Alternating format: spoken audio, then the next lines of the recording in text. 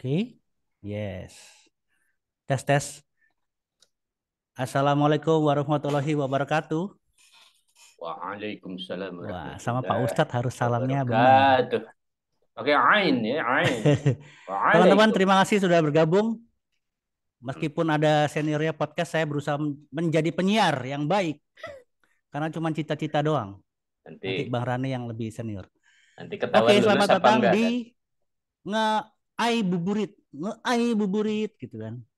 Dan hari ini adalah Abuburit Ngai Buburit pertama.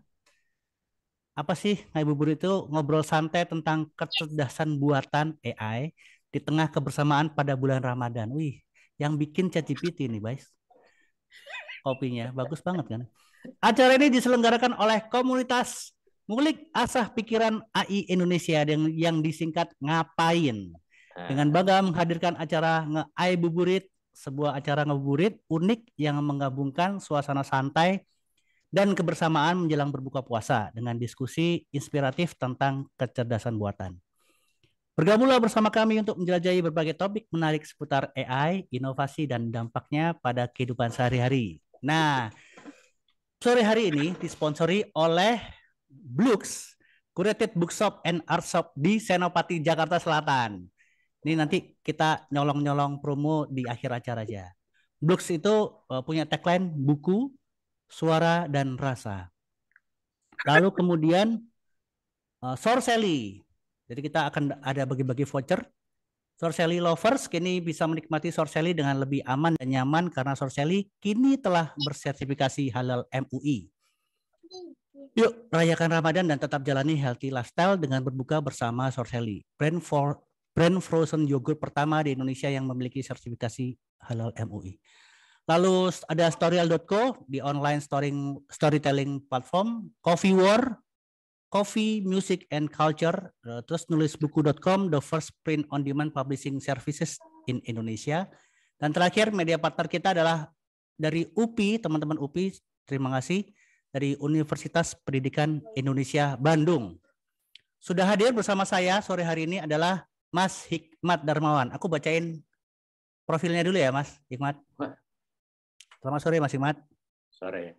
Saudara Hikmat saudara Ega, Darmawan sorry. adalah seorang pengamat budaya pop, khususnya dalam bidang komik, film, dan lain-lain.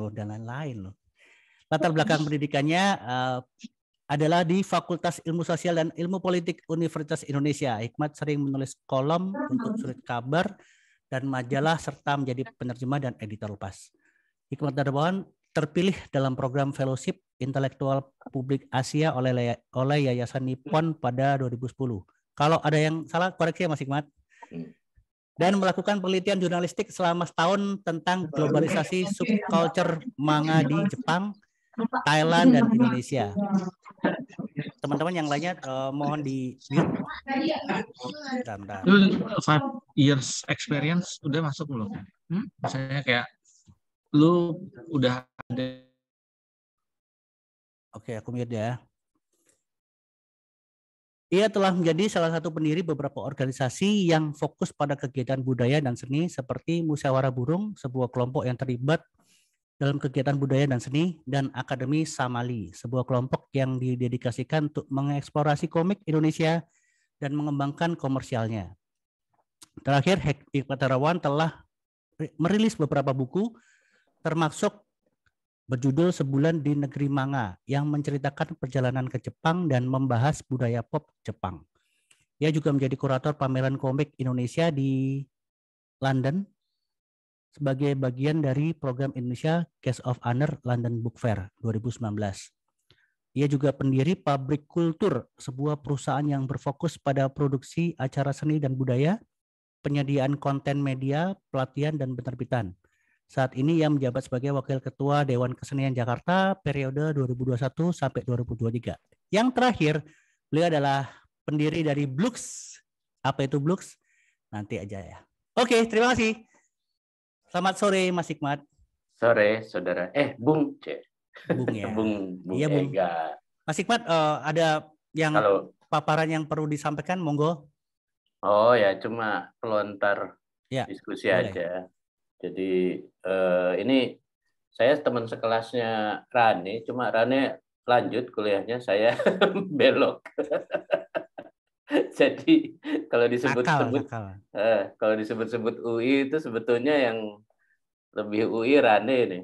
Kalau saya lebih gelandang, gelandang. Tapi Rane juga ini dulu ya, udah terjun di dunia radio sampai ke bentuknya yang online tuh, early adopter ya. Kalau saya apa namanya, lebih di bidang tulis menulis memang, dan semua kegiatan saya biasanya boleh dibilang berporos pada tulis menulis dalam konteks apa ya, baik yang copywriting gitu ya, iklan atau apa gitu dan sebagainya, sampai ke yang sifatnya lebih menstrukturkan gagasan gitu ya, mencoba memahami bagaimana dunia ini bekerja lewat aspek yang kecil kayak misalnya komik.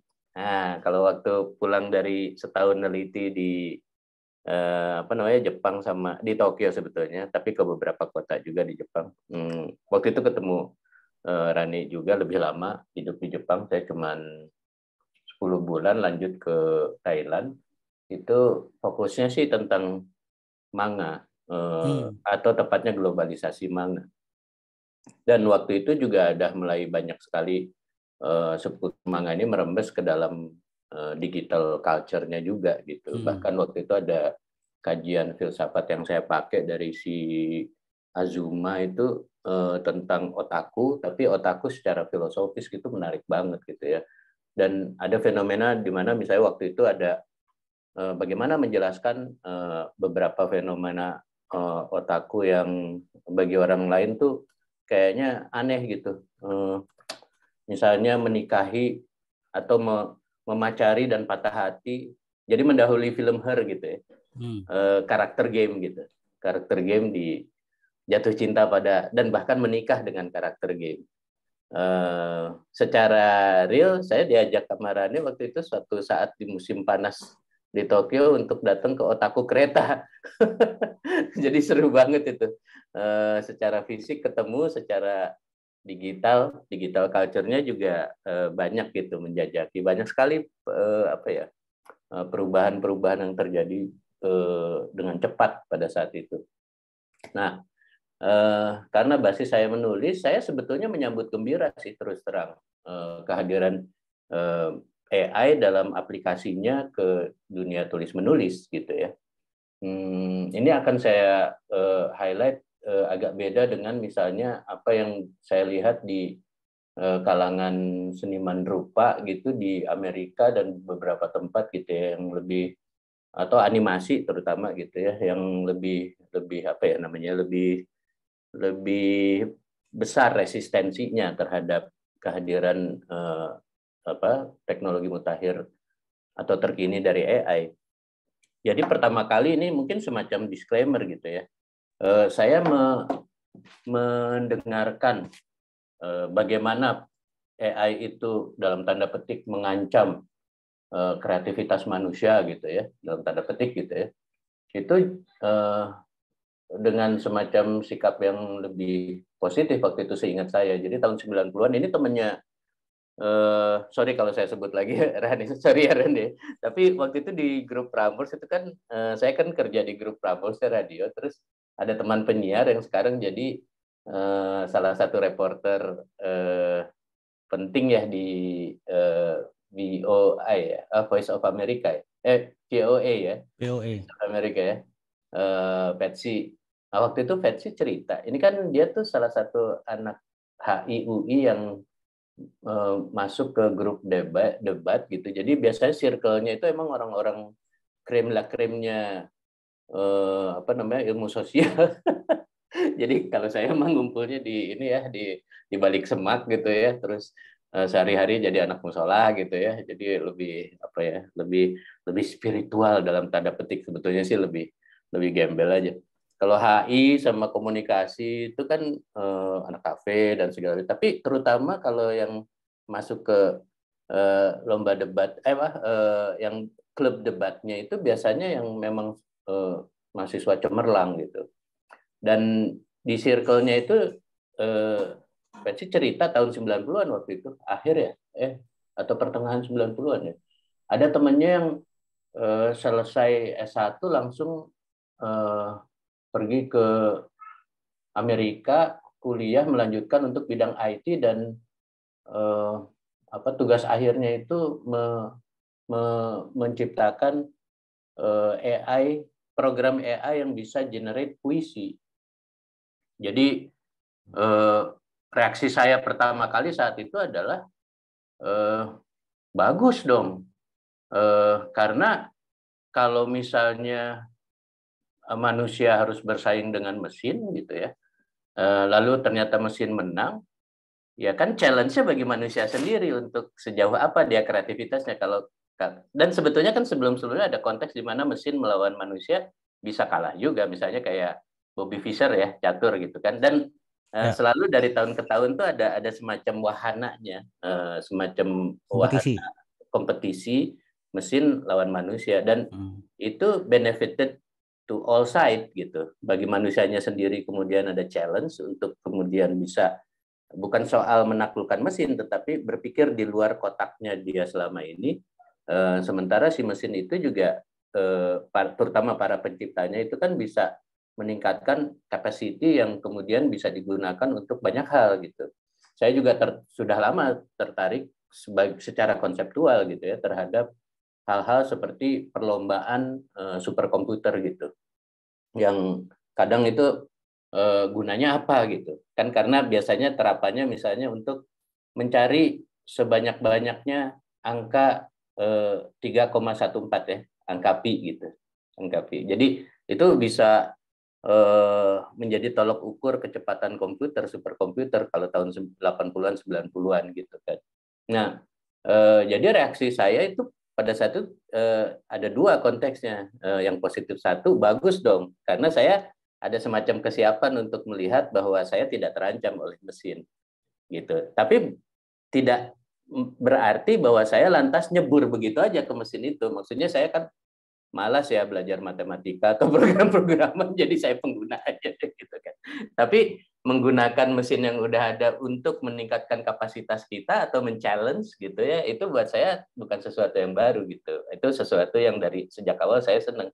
Konteks kedua adalah saya waktu itu tahun 90-an memerhatikan dan bahkan sedang banyak mengumpulkan puisi-puisi Indonesia, dan saya merasa yang dihasilkan di tahun 90-an itu banyak sekali yang sifatnya puisi gelap yang tidak punya arah atau punya dasar estetik yang kuat gitu. Jadi saya merasa itu sebetulnya cuman kayak asal-asalan menyambung kata gitu. Kalau saya ledekan saya waktu awal 2000-an tuh kayak instalasi kata doang gitu, main sambung gitu kan. Terus itu puisi gitu. Kalau kalau yang kayak gini nggak di-challenge, nggak ditantang, maka keenakan tuh, seolah-olah berpuisi adalah sebuah label dakwaan yang sekedar orang yang rajin aja nyusun-nyusun kata terus tidak ada pengujiannya. Apalagi di Indonesia kan kritik tidak terlalu hidup sejak 90-an ke 2000-an gitu ya. Sehingga gimana seniman itu mengetahui sejauh apa dia telah berjalan gitu. Itu sesuatu yang buat saya itu perlu dicek. Begitu kalau ada mesin ini bagus dong gitu. Jadi ketahuan tuh kalau nggak ada bedanya atau kalah dari mesin, berarti lu kurang memberdayakan. Jadi dia menetapkan standar bawah lah ya. Seperti itu ya. Jadi sparring partner. Ya. Ya kan kalau posisi sparring partner kayaknya gontok-gontokan, tapi kan itu sebetulnya meningkatkan kapasitas kan. Jadi sparring partner gitu kalau buat saya gitu. Dari awal adopsi mental saya terhadap mesin thinking mesin itu adalah gitu. Sementara banyak sekali di dalam khasanah budaya populer itu menanamkan ketakutan terhadap itu gitu. Nah, yang kedua adalah sebetulnya sejak 2000-an makin kesini jelaslah bahwa AI sudah lama jadi bagian hidup sebagian besar manusia saat ini yang tidak kita sadari. Padahal dia sudah ada dalam keseluruhan hampir setiap sudut hidup kita, seperti pajak.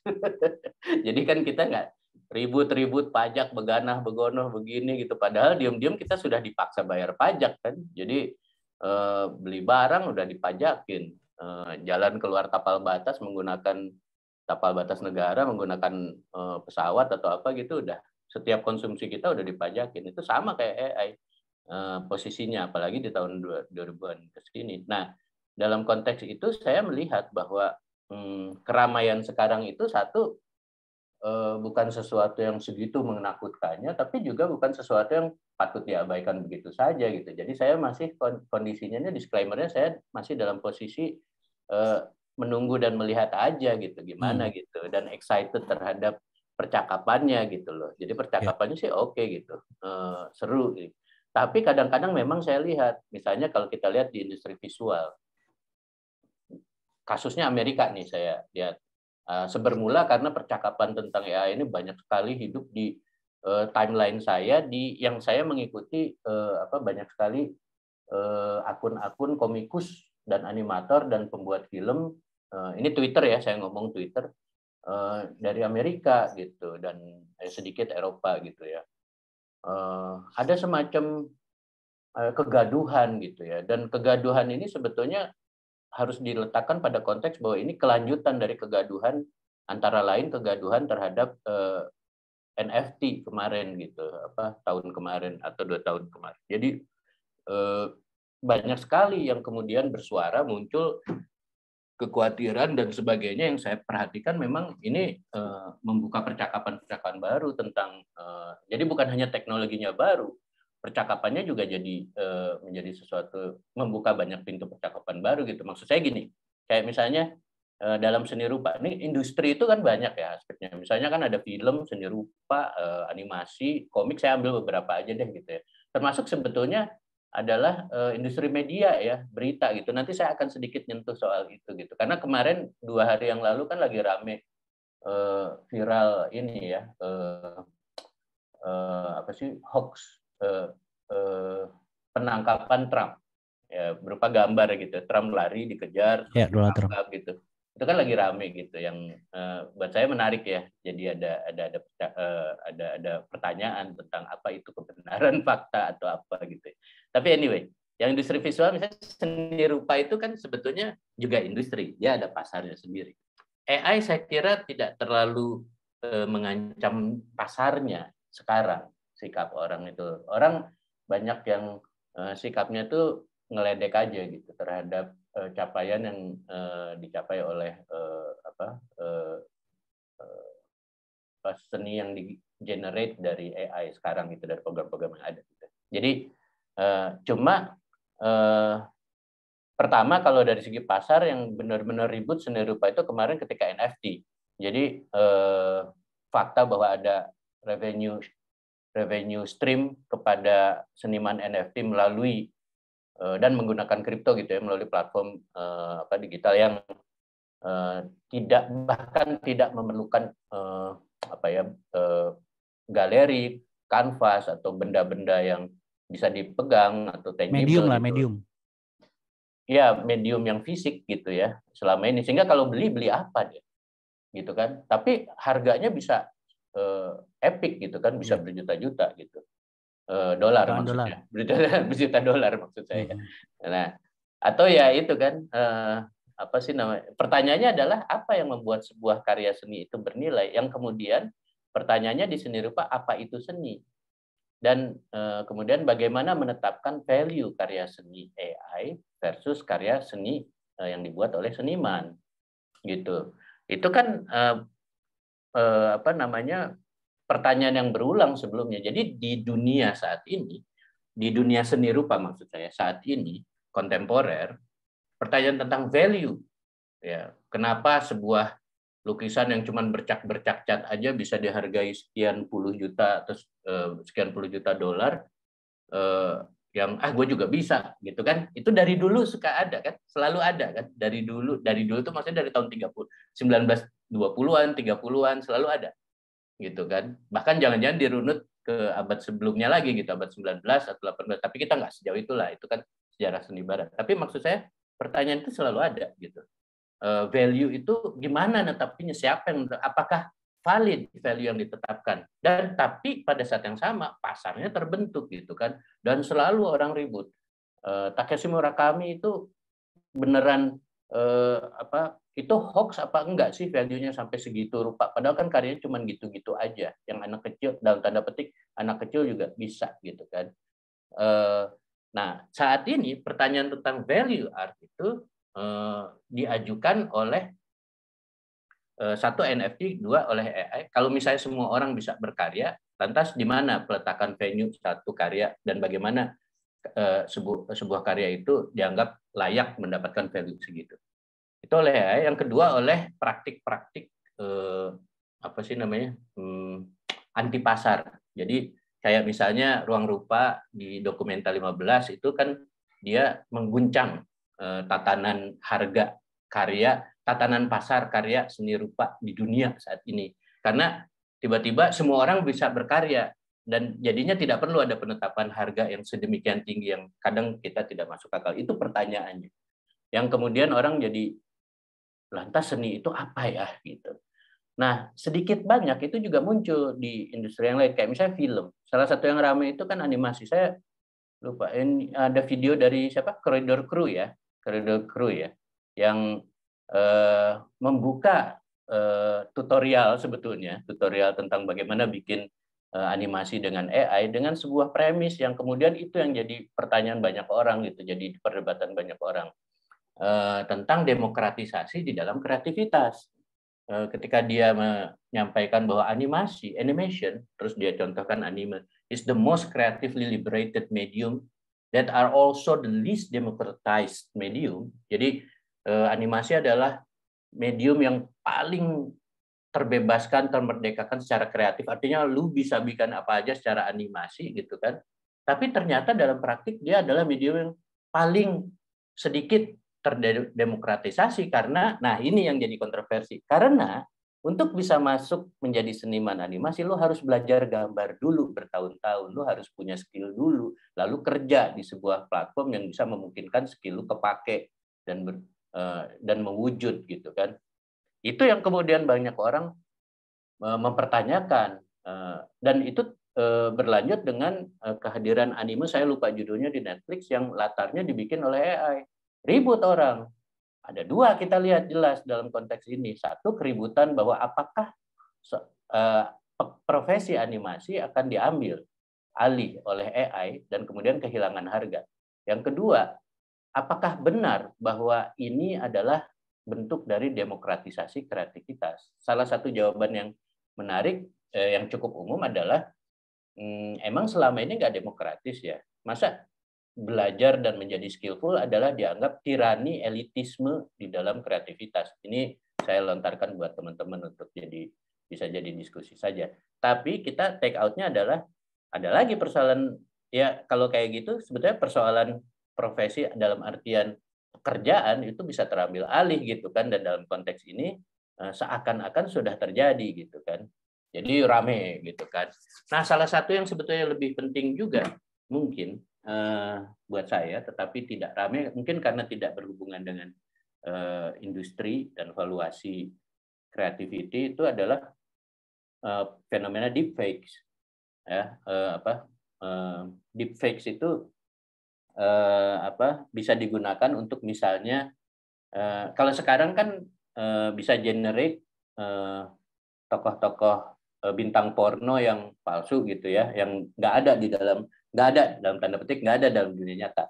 Tapi bagaimana kalau misalnya kayak kemarin itu yang waktu Bruce Willis mau pensiun, terus kan ada hoax, ada berita hoax bahwa dia menandatangani kontrak untuk mengizinkan wajahnya dipakai sampai entah kapan gitu ya, sampai jangka waktu tertentu untuk film-film tanpa dia harus ikut main, karena kan dia mengalami sakit ya, sehingga nggak bisa, dia udah mundur dari akting. Tapi ada hoax, ada berita. Tapi sebagai hoax, dia menawarkan sebuah cerita yang menarik bahwa kemungkinan aktor dalam tanda petik nyata dalam hidup ini juga bisa dipakai wajahnya hidup terus untuk mengenerate film. Apakah dia akan menang Oscar nanti?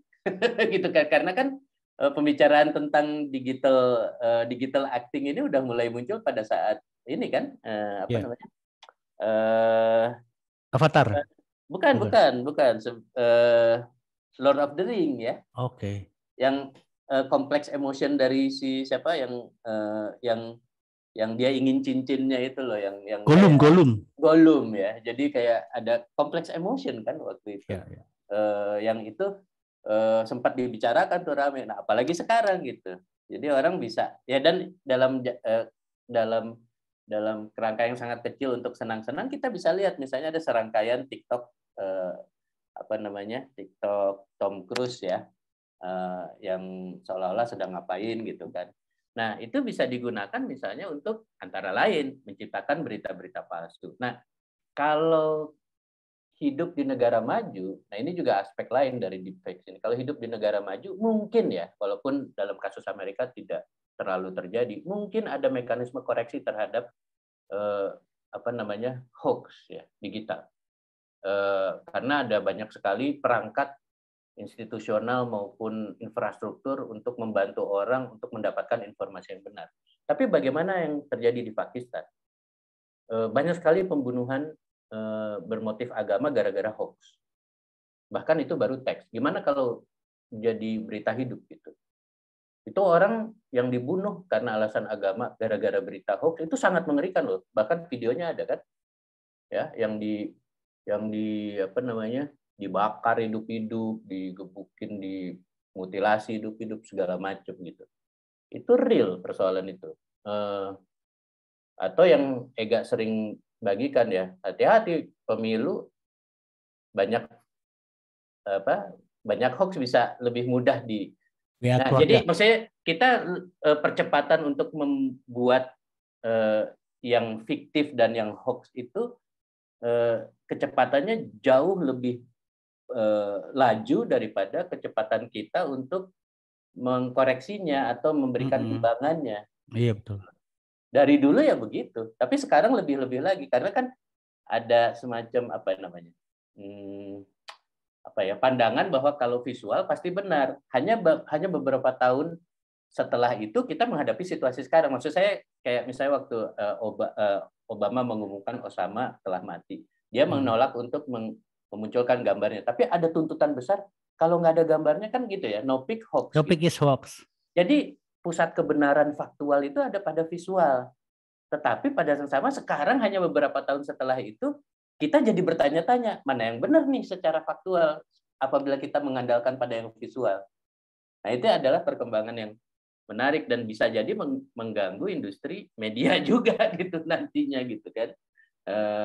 Entah mengganggu dalam artian meruntuhkan atau mengganggu dalam artian disrupsi untuk melahirkan sesuatu yang baru gitu. Jadi gitu. Nah, komik secara khusus misalnya ini tanggal 22 Februari kemarin ada kasus grafik novel dari Chris Castanova ya, Zarya of the Dawn. Jadi tadinya dia dapat copyright untuk grafik novelnya, termasuk gambarnya yang murni di generate dari Midjourney gitu komiknya. Tapi kemudian setelah ada tinjauan ulang dari pihak hukum di Amerika, saya tidak ahli hukum, disclaimer, tapi saya merhatikan ini gejala yang menarik, maka pengadilan di sana memutuskan Chris Castanova mendapatkan hak copyright untuk tulisannya saja, artinya naskah, tapi tidak untuk gambar, karena gambarnya di-generate. Jadi AI tidak, bagi banyak orang ini ini yang menarik. Yang bertempur siapa? Seniman versus tech bro. Kalau para tech bro menganggap wah ini menghambat kemajuan AI gitu kan. Bagi seniman, kita diakui haknya bahwa kita diproteksi dari Leviathan bernama AI ini atau bernama Midjourney ini. Jadi itu ya. Nah, saya akan sekilas saja melihat beberapa percakapan ya. Jadi kayak misalnya kalau untuk seni ada sejarawan seni, tapi sekaligus juga ahli AI akan keluar bukunya tentang etika dan regulasi dari seni AI. Itu Emily Elsprat yang dia mengatakan bahwa dunia seni belum ketemu respon yang tepat dari teknologi yang secara potensial bisa mentransformasi dunia seni ini gitu. Jadi sekarang ini kan bermodal kata ya, deskripsi atau prompt gitu ya, langsung keluar art. Apakah itu art? Jadi balik lagi ke pertanyaan itu. Nah, sekarang ada Midjourney, ada Stable Diffusion, ada DALL-E 2 yang bagi para tech bro dianggap sebagai wahana demokratisasi dari seni. Tapi bagi Sprat sejauh ini alat-alat itu lebih merupakan alat entertainment dan clickbait. Dan biasanya kalau kita bicara clickbait, kita bisa melacak siapa yang diuntungkan dalam clickbait ini. Dalam konteks ini biasanya misalnya kayak teknologi yang mungkin saya agak OOT, misalnya kayak platform Spotify. Apakah yang diuntungkan para seniman musik? Bukan, yang diuntungkan adalah Spotify itu sendiri gitu. Jadi DALL-E, Stable Diffusion, Midjourney yang untung siapa? Ya korporatnya gitu, bukan seniman atau para tech bro-nya itu sendiri. Walaupun para tech bro itu bersemangat dengan semacam spirit, gue bisa kaya nih dengan alat ini gitu kan.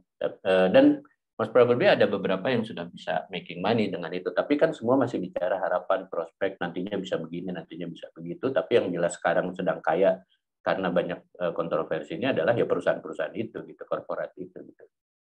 Jadi bagi dia AI ya masih itu. Kalau gagasan bahwa alat ini bisa menjadi empowerment untuk democratize art, itu buat dia masih sebuah ide yang masih terlalu simplistik dan masih naif buat dia gitu. Dan kasus-kasus di dalam dunia pekerjaan jelas ya, kayak saya kasih kasus ini biar ada namanya aja, bisa dilacak aja nanti kan. Ada freelance ilustrator dari Cina, Zhang Wei namanya. 8 tahun berpengalaman, Oktober lalu menggambar beberapa desain bagi karakter bagi novel. Lalu perusahaan yang meng-hire dia tadinya itu memerlukan 65 sketch dan menawarkan 120 yuan atau 17 dolar Amerika bagi setiap sketch. Ini kan sebenarnya receh ya bagi perusahaan ya.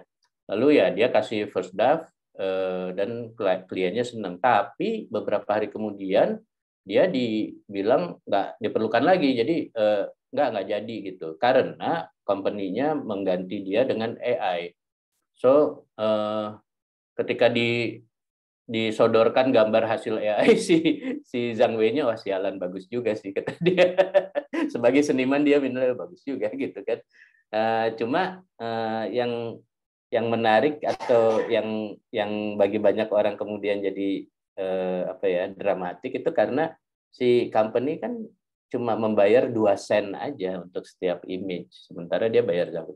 Problemnya bagi banyak orang sekarang adalah mungkin AI tidak mengancam seniman yang sudah established dengan segala keunggulan, keterampilan, pengetahuan maupun reputasi yang adalah intangible asset ya. Reputasi itu seniman yang sudah mumpuni kelas kakap itu tidak akan terganggu. Problemnya tidak akan ada seniman baru karena seniman baru kalah saingan sama AI gitu. Kalah cepat, kalah meladeni, ya kan? Kalau AI kan nurut gitu ya, dan sebagainya. So itu ada satu kasus di profesi ilustrator, ada juga tuntutan hukum ya Januari kemarin 3 orang seniman mengajukan tuntutan di Amerika karena, nah ini yang menarik, bukan soal hasilnya, tetapi dia generated from what ya, dari dataset. Datasetnya itu ngambil jutaan atau miliaran image yang dibikin oleh orang selama mungkin kalau dalam kasus DeviantArt 20 tahun ya. Jadi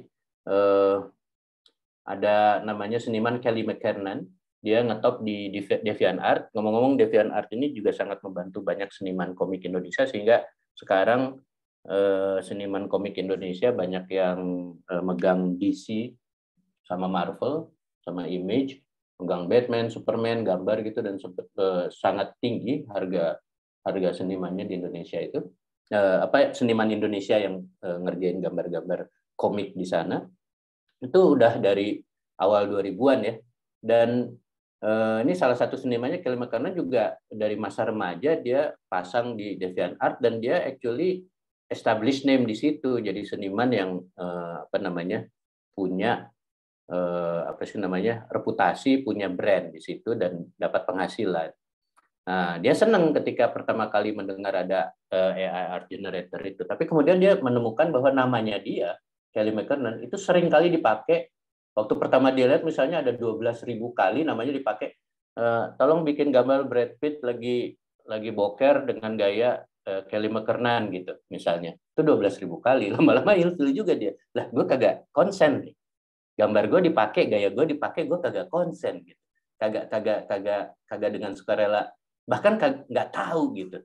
Ya. Nah, ini yang kemudian dituntut dan diperkarakan secara hukum, yaitu pengambilan gambar. Nah, ada yang namanya fair use. Salah satunya adalah untuk kepentingan akademik. So, apa yang dilakukan oleh para korporat di Amerika? Mereka meng-hire kelompok akademik untuk membangun dataset untuk kepentingan akademik sehingga masuk ke dalam wilayah bukan komersialisasi tapi fair use, tapi kemudian datasetnya itu yang dibeli. Nah, itu kan jadi bingung lagi nih hukum gitu ya.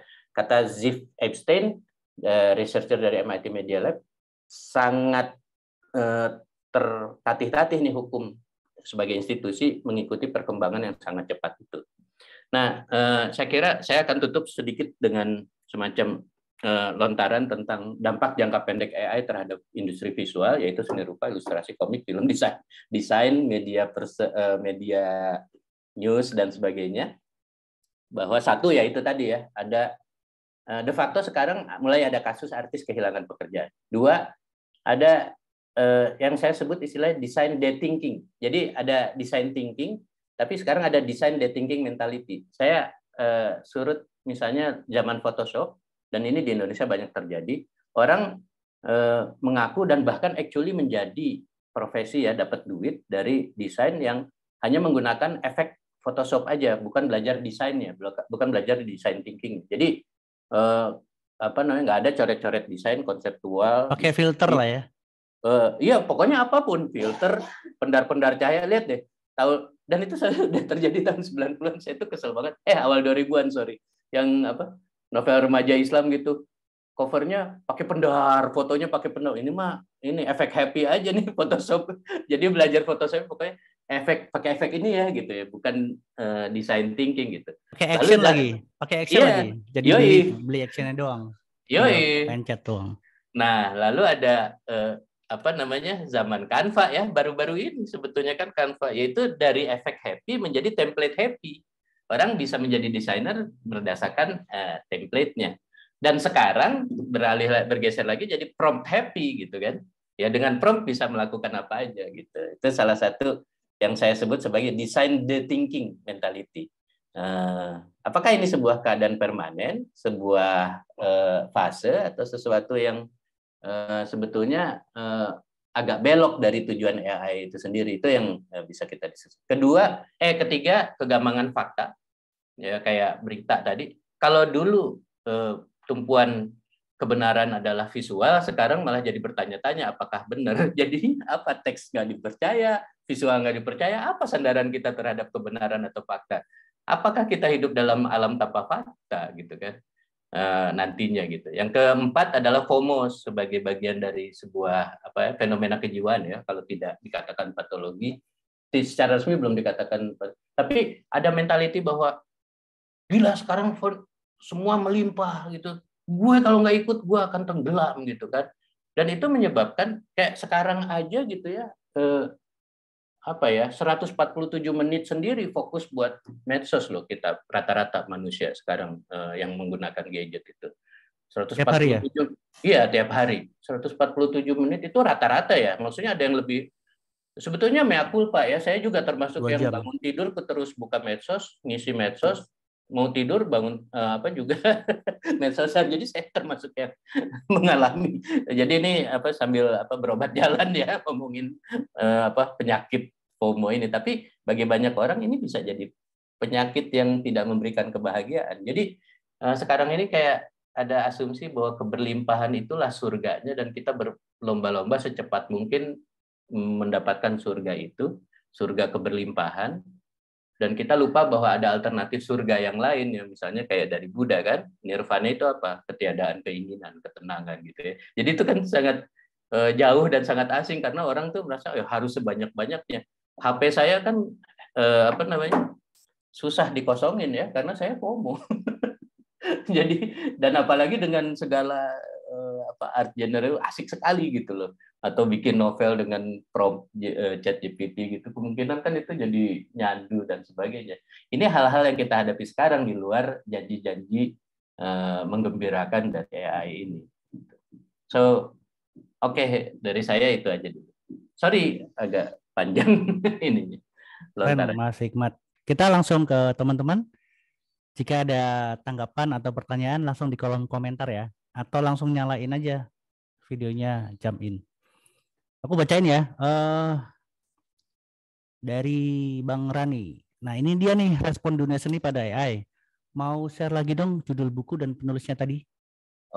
Bukunya baru mau terbit. Yang bukunya mau terbit, tapi ininya apa si etika dan regulasi itu ya? Topiknya adalah etika dan regulasi. Penulisnya siapa? Emil siapa? Emily, saya tulis aja ya. Emilia Elsprat ya. Nah, enak nih. Lalu dari Ribararnus Prakutiar, ini teman baru saya yang namanya keren banget, Ribararnus Prakutiar. Solusinya itu open source sih dan whitelist art untuk dijadikan dataset. Stability AI sudah memulai kapan hari karena kena gugat. Karena sebelum pakai dataset milik Lion yang scrape data sembarangan. Jadi ada solusi pakai whitelist art. Jadi ada beberapa tawaran tentang gimana nih solusinya gitu. Ada yang sebetulnya yang ideal, tapi ini kemudian ada pushback dari industri AI ya, korporasi. Yang ideal sebetulnya adalah ya harus dihargain itu dataset yang dataset itu harus dibangun dari penggunaan yang menghargai para pembuatnya gitu. Jadi bukan hanya izin, tapi kan jadinya invest besar banget ya untuk membayar atau bahkan menyediakan waktu untuk membangun dataset tersebut gitu. Jadi ini memang itu salah satu ya percobaan. Kalau bagi sebagian orang itu kayak dianggap itunya mencari celah aja gitu. Jadi ini masih proses juga gitu, open source gitu. Misalnya kayak open source itu biasanya kan selalu terkait dengan fair use ya. Tapi fair use itu kemudian ada perdebatannya, apakah ini masuk fair use atau enggak gitu.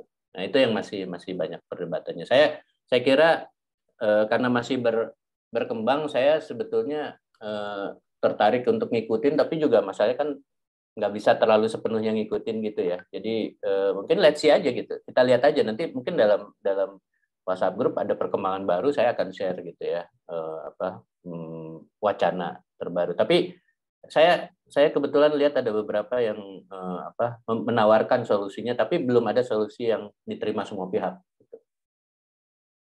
Oke. Lanjut ya. Ada dari Ricky Fuad, no picture is hoax, tidak relevan lagi ya, betul. Nah, bagi kita yang tahu ya, tapi yang grup-grup keluarga kita masih mempercaya itu. Dari Meti, aku termasuk yang frustasi belajar Photoshop. Jadi bahagia ketika ketemu Photoscape lalu Canva, ya betul. Iya. Lalu ada terkait dengan yang dari Ricky Fuad, no text, image, video sama dengan hoax tidak relevan. Nah, terus bagaimana kalau harus ada counter untuk acuan kebenaran?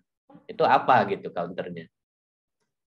Itu terkait dengan yang no pixel. Tapi sebelumnya saya pengen komentar yang Meti dulu ya. Sama sih, saya juga senang menggunakan Canva. Tapi memang kita bicara nuansa atau bicara layers of problem. Jadi misalnya dari segi profesional dibayar, gitu kan. Kalau mestinya kalau gampang aja sih kan. Kalau hasil seberapa besar peran kreatif manusia di dalam desain yang dihasilkan. Kalau misalnya 80% adalah based on template, ya berarti kan nggak bisa menembak harga terlalu besar gitu kan. Kalaupun mau dihargain itu dari segi nilai. Jadi kan biasa ya dalam profesi itu ada kelas-kelas harga gitu ya. Menghargainya itu berdasarkan tingkat kesulitan, reputasi gitu kan, apa gitu. Itu banyak tuh. Nah, itu bisa diterapkan juga. Jadi ya jangan berharap kalau dengan Canva terus dapat satu desain 45 juta atau 100 juta, enggak gitu. Ya kan? Nah, tapi kemudian bagaimana Tapi kalau ada yang bayar nggak apa-apa. kalau ada yang bayar ya silahkan aja yang Silakan aja. beli. Oke. Tapi ngerusak harga pasar katanya gitu ya. Jadinya kayak gitu. Tapi kalau untuk membantu kegiatan sehari-hari tanpa nilai komersial ya we really welcome it kan dengan ada Canva itu. Misalnya sekarang kan pengen menghias-hias konten gitu ya di Instagram. Banget. Teman saya bahkan melewat sebuah majalah dengan majalah puisi ya si Hasan tuh dengan Canva dan bagus. Iya. Cuman dia juga cerita kelemahannya dia nggak bisa spread 2 halaman gitu kan. Ya mungkin nanti bisa disempurnakan juga itu. Oh, bisa kalau tahu. Nah, Gampang. exactly itu kan masalah teknis. Tapi kan dia tidak memberi maksudnya itu untuk kebutuhan praktikal dia karena majalahnya juga kan semi relawan juga, dia pasang badan dia ini dan itu sangat memudahkan dan toh hasilnya oke-oke aja gitu. Jadi tergantung juga kebutuhan dan boleh. Nah, mengenai soal sandaran kebenaran secara singkat sebetulnya gini. Saya kira disinilah letak pentingnya untuk kembali kepada kalau itu jurnalisme pada disiplin jurnalisme. Kalau di kalau di dunia ilmiah kembali kepada disiplin ilmiah yang yang tidak mengandalkan kepada hanya teks gitu ya, tetapi ada pembuktian dan sebagainya. Dan disiplin-disiplin itu bagus juga kalau disosialisasikan kepada masyarakat. Kayak misalnya hal yang sederhana, disiplin akademik yang sangat sederhana. Saya itu sampai taraf menjengkelkan teman saya barangkali, itu selalu membiasakan diri untuk mengutip kalau itu bukan ucapan saya. Jadi menyebutkan sumber kutipan. Oh iya. Ya kan salah satu masalah terbesar termasuk di Indonesia ketika akademik nyomot aja ya. Academic writing menjadi industri yang jadi tujuan bukan jadi alat untuk mencapai kebenaran ya. Jadi tulisan lu dimuat itu dapat kredit naik, gaji lu naik, dapat proyek yang nilainya besar gitu. Makanya orang berlomba-lomba masuk ke jurnal, dimuat di jurnal, hanya karena dimuat di jurnal maka naik nilai lu sebagai akademik. Karena industrinya kayak gitu, terjadilah banyak sekali penerbitan palsu dan sekadar kutip-kutip segala macam. Nah, salah satunya adalah plagiarisme, merajalela. Plagiarisme itu kan dampaknya adalah tidak ada pikiran yang substansial, otentik dan beneran gitu kan. Orang tuh pura-pura mikir, bukannya mikir beneran. Sehingga mutunya. Lah, kalau misalnya jurnal ilmiah coba bayangin dong, misalnya kedokteran.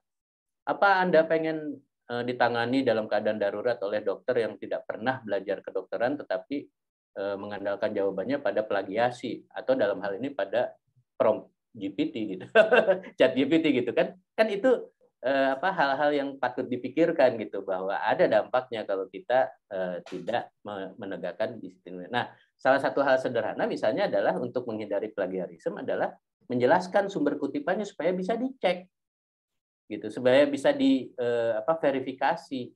Nah, sedemikian FOMO-nya saya, sedemikian takutnya saya untuk melanggar asas itu, sehingga saya kalau bercandaan aja saya ngutip kalau saya dengarnya dari orang.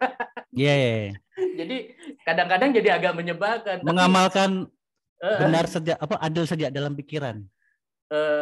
Niatnya begitu, tapi lama-lama jadi ngerepotin. Tapi maksud saya itu adalah balance ya. Maksudnya hal-hal yang lebih besar lagi kayak misalnya disiplin jurnalisme itu harus tetap ada gitu.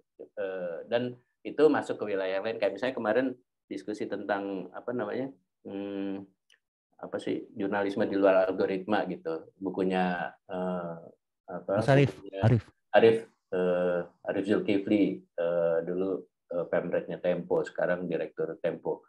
itu adalah sebuah upaya dia gitu untuk mensosialisasikan yang namanya disiplin jurnalisme, bahkan dari istilah yang kayaknya keren, yaitu jurnalisme sastrawi gitu kan. Dia mempertanyakan itu karena agak membahayakan disiplin. Jadi ada orang-orang, ya kalau saya senang bahwa ada orang-orang, masih ada orang-orang masih apa sih namanya, mencoba menegakkan yang namanya disiplin jurnalisme. Dua disiplin itu, disiplin ilmiah, disiplin akademik dengan disiplin jurnalisme, walaupun saya bukan dua-duanya.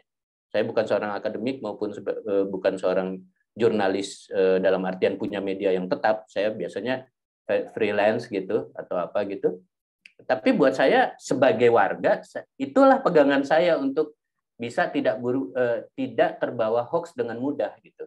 Kejeblos juga kadang-kadang, tapi misalnya ada berita kematian karena sedih, terus langsung saya sebarkan, klik gitu.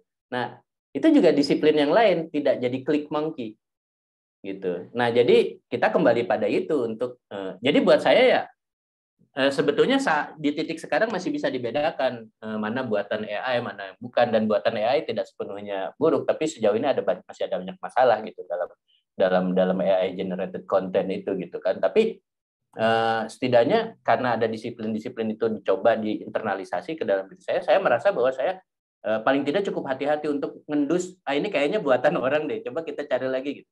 Ada banyak kok disiplin jurnalisme atau disiplin ilmiah yang doable gitu, sangat mudah digunakan. Jadi nggak angker gitu loh, nggak kayak harus jadi profesor dulu untuk bisa punya disiplin akademik. Nggak harus gitu. Ya, mengutip itu beberapa teman itu kan nggak paham ya bahwa mereprase ya, rephrase itu juga tidak selalu benar. Artinya ketika value dari kata-kata itu sama, harusnya itu kamu mengutip yang sono. Bukan hanya karena enggak kok kata-katanya per se beda, ya enggak gitu.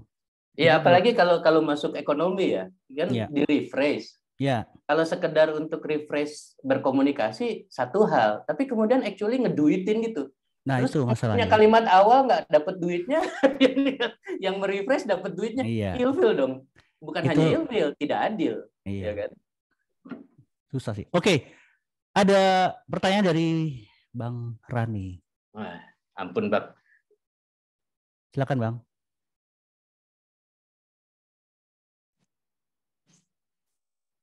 Halo, tes. Oh, udah. Yes. Enggak, Mbak.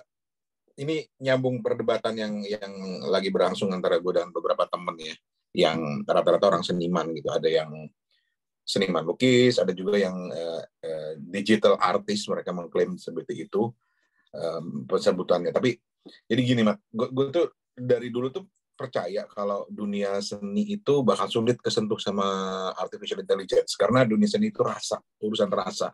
Sementara AI itu kan logika, algoritma gitu kan, bahasa pemrograman. Nah, gue justru mau nanya sudut pandang lo, kali bisa gue pakai buat ikutan debat sama teman-teman nanti gitu kan. Apakah tapi disebutkan ya? Tapi disebutkan ininya ya, diklaim ya, diklaim sumbernya gitu. Jadi gue tuh penasaran, pengen tahu gini. Kalau misalnya ambil contoh gambar ya, di Midjourney, saya tuh baru seminggu terakhir nyobain Midjourney dan terbengong-bengong gitu. Tapi pertanyaan sekarang gini, gambar yang dipicu dengan teks, dengan prompt itu, menurut lo bisa dianggap sebagai sebuah seni yang baru nggak? Jadi seni membuat prompt gitu. Karena kan yang urusan seni menggambarnya itu kan bukan si orangnya, tetapi si artificial intelligence yang melakukan gitu. Pertanyaan gue tuh, jadi sebenarnya itu menurut lo bisa masuk kategori seni? Karena itu ada istilahnya tuh Bang, framing namanya, framing, prompt engineering. Iya. Iya. Bahkan udah jadi profesi kan. Dibayar mahal itu Bang. Iya, framing. Prompt engineering. Tapi gitu. Iya, itu seni bukan? Ya, gue setuju sama lu sebetulnya. Yang seni adalah promptnya. Jadi nanti orang membayar mahal terhadap seni promptnya, seniman promptnya gitu ya. Tapi itu kan kita bicara dengan pengertian seni yang masih sangat masih sangat cair, tidak terdefinisikan dengan kayak misalnya, karena ini adalah bahasa itu base-nya sebetulnya bukan pertama-tama rasa, walaupun dalam so-called namanya susastra atau sastra itu adalah rasa yang dinilai. Tapi gimana sih? Gue nggak terlalu percaya tuh. Bahasa itu sebenarnya pertama-tama logika. Jadi apakah logika itu adalah wilayah seni? bisa iya, bisa enggak, gitu kan? Yeah. Karena matematika juga kan bisa jadi memiliki rasa keindahan kalau kita melihatnya dari sudut pandang tertentu kan. Misalnya lu lihat aja apa yang namanya golden triangle itu kan terapan yang asalnya matematika tapi terapan terhadap seninya berabad-abad loh. Dianggap dari sekian lama yang namanya indah tuh yang memenuhi asas golden triangle itu gitu. Yang yang sebetulnya bisa diterjemahkan secara geometrik dan secara aljabar gitu kan. Nah, tapi di luar perdebatan yang belum selesai itu dan di luar soal kategori yang masih debatable atau abstrak yaitu rasa gitu ya. Saya seni gue percaya seni itu memang dibangun dari gagasan gitu ya. Jadi kualitas gagasan itu yang menambah seni. Tapi letaknya dalam kasus seperti yang lu ungkapkan tidak pada gambarnya. Jadi gambarnya tidak bisa disebut karya seni, tapi dia karya generated gitu. Kecuali kalau seni itu kita artikan sebagai sekadar produk aja. Pokoknya yang namanya gambar seni aja gitu. Padahal kan ada gambar yang punya nilai seni, ada yang gambar sekedar hasil teknis saja gitu ya. Dan kedua adalah di mana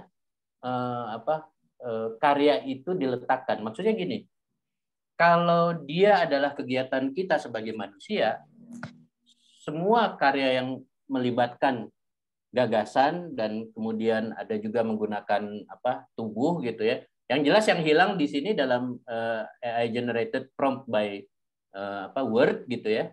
Itu yang hilang kan gerakan menyapu kuas misalnya. Craftsmanship ya. Tubuhnya hilang. Ya kan? Craftsmanship-nya benar Mas Ega. Craftsmanship. Craft-nya hanya membulat, mengerucut hanya pada craft kata. Craft kata, betul. Ya kan? Nah, kalau dari sudut itu jelas dia tidak punya aspek artnya. Ya ngetik-ngetik doang, ya kan? Semua orang juga tinggal 10 jari apa 11 jari gitu kan. Cuman gitu doang. Nggak ada tuh yang tubuh sapuannya gitu kan segala macam. Itu hilang. Ya kita harus terima kalau memang bukan sebagai takdir, tapi bahwa kalau jenis artnya kayak gitu tidak ada aspek ketubuhannya. Tidak ada seni tubuhnya. Ya. Tapi kalau itu adalah kegiatan untuk misalnya bergembira ria, maka kita bisa anggap itu kegiatan seni.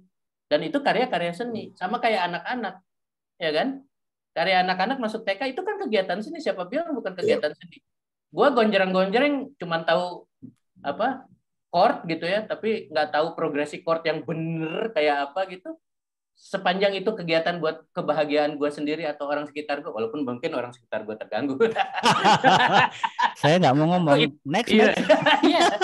Saya nyanyi fals ya di karaoke, itu kegiatan seni dan fals itu alami. Iya, dan saya ngaco-ngaco itu karya seni. Tapi ketika dia meminta penghargaan berupa uang misalnya, atau dipamerkan, ya dia harus berada dalam logika si lembaga itu. Kalau dia mau masuk galeri, apa pertanggungjawabannya? Karena galeri itu pakai duit rakyat, men. Ya kan? Harus ada pertanggungjawabannya, ada tolak ukurnya. Di situ kita bisa mengukur gitu kan. Nah, kembali, itu seni atau enggak? Ya, kita juga ngomong seni juga abstrak gitu ya, nggak jelas. Ya kalau dia buat kebahagiaan, dia seni seni manusiawi lah gitu. Seni sebagai, kalau kata Brian Eno tuh apa sih seni? Dia pakai sebuah umbrella definition. All that you don't have to do. Ya. Lu pakai baju untuk melindungi dari iklim itu harus. Lu pakai baju harus, tapi pakai baju bagus tuh nggak harus. Maka pakai baju bagus tuh seni. Gitu. Ya, wah, Hikmat kalau udah ngeluarin Brian Eno-nya udah nyerah deh gue. Tapi tambahan dikit aja nih Mas Ega. Kayak kalau ngelihat teman-teman share hasil Mid Journey-nya itu kan, wah itu keren gitu, wah sampai aku zoom segala macam ngelihat matanya, segala macam ekspresinya. Tapi ada tren baru yang saya lihat di berbagai grup ya, ketika orang sharing gambar dari Mid Journey, yaitu prompt-nya apa gitu loh. Jadi mungkin daya tariknya benar seperti kata Hikmat tadi pada prompt-nya. Kalau gambarnya orang selalu bilang ini gampang lah bikinnya gitu loh. Bahkan saya cuma masukin Chinese woman Indonesian living in Jakarta gitu loh. Keluar gambarnya realistis banget gitu. Jadi mungkin nggak ya suatu saat nanti pameran seni karya visual itu nanti akan ada prompt-nya di bawahnya gitu ya. Atau pameran prompt-nya aja. Atau prompt-nya aja, bener. Iya kan, kita bikin aja tuh nanti kan? Di blogs ya. Pameran prompt. Jadi di Bungkus. samping tadi masukin lu bisa pakai ini, lu prompt hasilnya kayak apa, terserah latihan latihan dataset yang ada di gadget lu saat ini. Tapi lu bisa prompt itu di imajinasi lu, di kepala lu. Exactly. Exactly. Dan itu yang sebenarnya direplikasi sama AI kan sebenarnya kan. Dan itu sebetulnya agak nggak jauh dari apa yang dipraktikkan oleh Fluxus, dalam hal ini wabil khusus Yoko Ono. Dia kan memamerkan kata-kata itu kan prompt. Bener. Iya kan? Lu lihat kan sebagai Beatles yang seringkali terindoktrinasi memusuhi Yoko Ono, kita pelan-pelan over the years menghargai Yoko Ono sebagai seniman mandiri kan? Lihat karya-karyanya, salah satunya dia sering terbitin buku, itu kan prompt. Dan orang baca promptnya jadi damai, jadi ngebayangin apa gitu loh. Iya. Berarti nanti puisi ke depannya adalah prompt gitu ya semuanya. Puisi masih mending, ini seni rupa. Yang dipamerkan adalah promptnya gitu. Itu sangat mungkin dan sangat masuk akal, dan bahkan barangkali presidennya sudah ada gitu. Tapi maksud saya ya itu kembali ke kualitas gagasan. Maka apabila kita meminta harga, maka kualitasnya yang dinilai, kualitas gagasannya, dan itu ada caranya, ada tolak ukurnya, ada metodenya, ada ilmunya. Ketika kita minta dipamerkan, ada ilmunya. Jadi ada tolak ukur mengukur gagasan. Tapi kalau sekedar ingin berbahagia bersama, berkegiatan, ya udah happy aja, bikin aja semua, nggak ada yang jelek. Semua orang seniman dalam konteks itu. Mantap. Oke, ada pertanyaan, Bang Rane udah? Oke? Ya. Ada pertanyaan, terima kasih. Ada pertanyaan dari Ribararnus. Malah ini. Halo. Ya, silakan. Ya, mau pakai video juga boleh. Nggak usah. Nggak usah ya, oke. Next. Oke, kalau pendapat saya ya, mengenerate seni dari AI ini sebenarnya bentuk seni baru ya. Ini seperti waktu teknologi foto pertama kali muncul, seniman lukis itu menganggap fotografi itu bukan seni. Jadi orang bisa foto, bisa mengambil gambar seenaknya dan menaruh value di situ kan.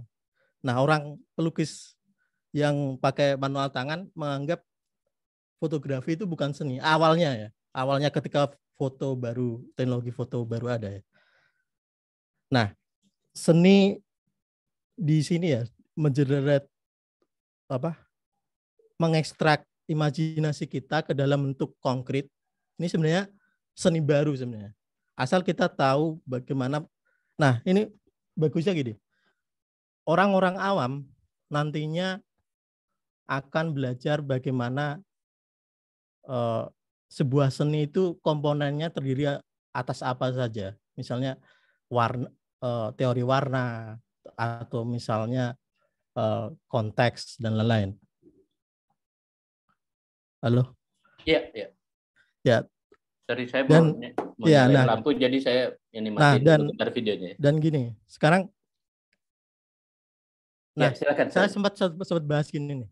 Tadi sebenarnya ada yang bilang bahwa AI yang sekarang itu tidak memiliki rasa. Justru ini adalah awal AI memiliki rasa, karena sebenarnya AI yang sekarang ini tuh bukan simbolik ya.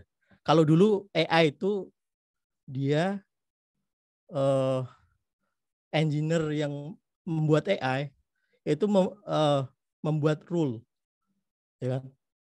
Ada spesialis khusus untuk satu bidang yang akan diselesaikan, solusinya dipecahkan oleh AI. Jadi kalau yang sekarang itu namanya kalau nggak salah connectionist machine learning. Jadi kalau simbolik sebelumnya itu kalau kita lihat sejarah AI ya, saya paste linknya aja deh biar tahu apa perbedaan simbolik sama connectionist machine learning. Jadi coba saya share screen ya. Bisa? Oh, nggak bisa ini. Disable. Bentar.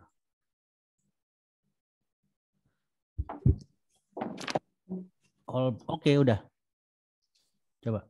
Oke, kalau kita lihat, oke. Nah di sini, nah di sini ada perbedaan tuh antara simbolik dan koneksionis. Jadi, bentar. Tentang kenapa koneksionis itu dia pakai intuition dan feeling. Nah ini di sini kelihatan Bang? Aman, kelihatan. Kelihatan ya? Iya kelihatan. Oke. Nah, di sini ada tuh dijelaskan kalau AI sebelumnya itu dia memakai simbol dan rules. Contohnya zaman waktu yang main catur siapa tuh? Yang dikalahkan Karpov. sama AI. Jadi Nah, Karpov. Itu dia simbolik AI itu. Dia memakai rule untuk membuat sebuah AI. Kalau AI yang sekarang dia nggak ada. Yang sekarang rule. berarti ChatGPT, OpenAI ya? Oh bukan, maksudnya AI dalam era sekarang ini. Era sekarang, oke. Ya tidak menggunakan rules. Oke. Dia justru rules itu di-generate dari data dan dari input dan output, terus dari hasil input dan output ini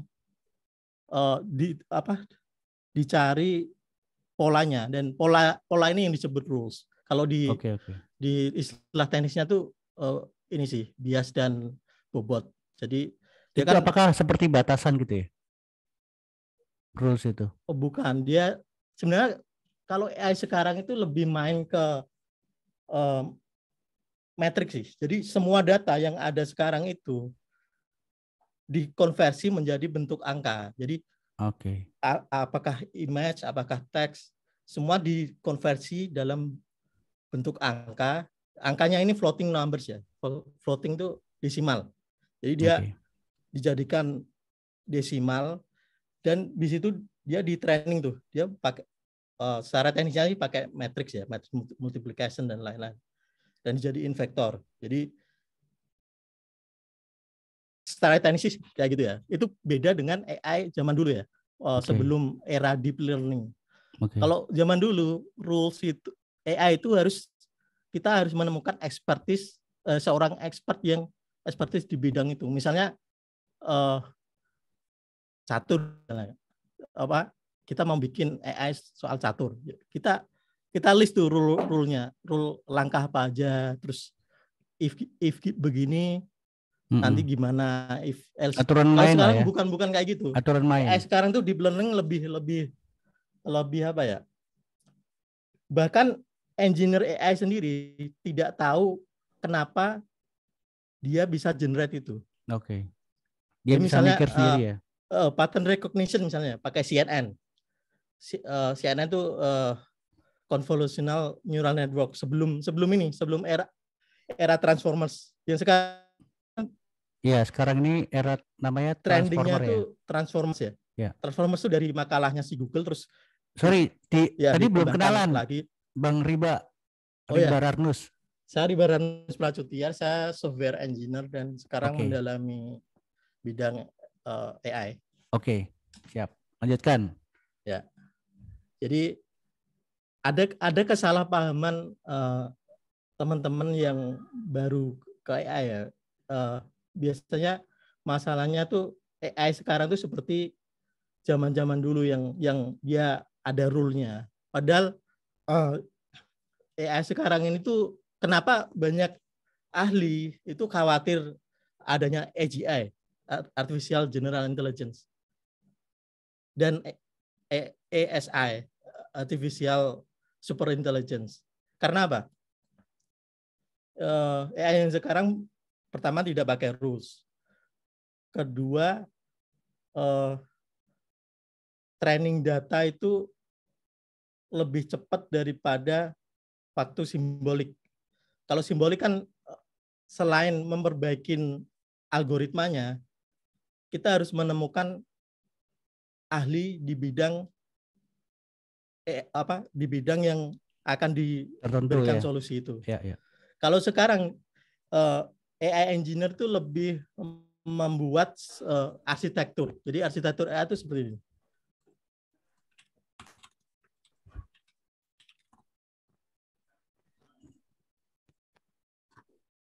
Ini makanya aku kan udah pernah minta Bro untuk sharing ya. Ada satu hari sendiri nih. Jadi, nah kayak gini.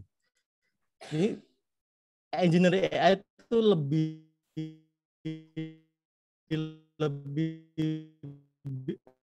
apa, membuat misalnya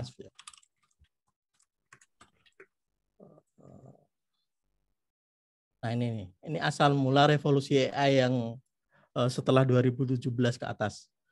Jadi ada ini bagan transformers ini setiap apa kayak bagan ini itu sebenarnya terdiri dari syaraf buatan ya. Nah, sekarang AI engineer itu sebenarnya dia fokus membuat arsitek jaringan ini. Gimana dia, nah jaringannya seperti ini. Satu bagan ini, bentar. Ini terlihat nggak Bang di sana? Kelihatan, aman. Kelihatan ya? Bentar, saya buka di ini ya. Jangan. Nah, ini satu bagan ini sebenarnya terdiri dari saraf, jaringan saraf. Jadi bentuk jaringan saraf buatannya itu seperti ini. Jadi dia lebih fokus. Nah, satu jaringan saraf ini sebenarnya dia perkalian matriks biasa sih sebenarnya. Ya. Cuma dia bisa mengubah parameter value di sini setelah di train. Misalnya ini ada kesalahan terus dia balik lagi. Sebenarnya lebih simpel gitu. Ada pertanyaan untuk Bang Hikmat. Misalnya nah gini. Sebenarnya kalau soal etika ini sebenarnya dari sejak foto editing muncul itu sebenarnya orang itu sudah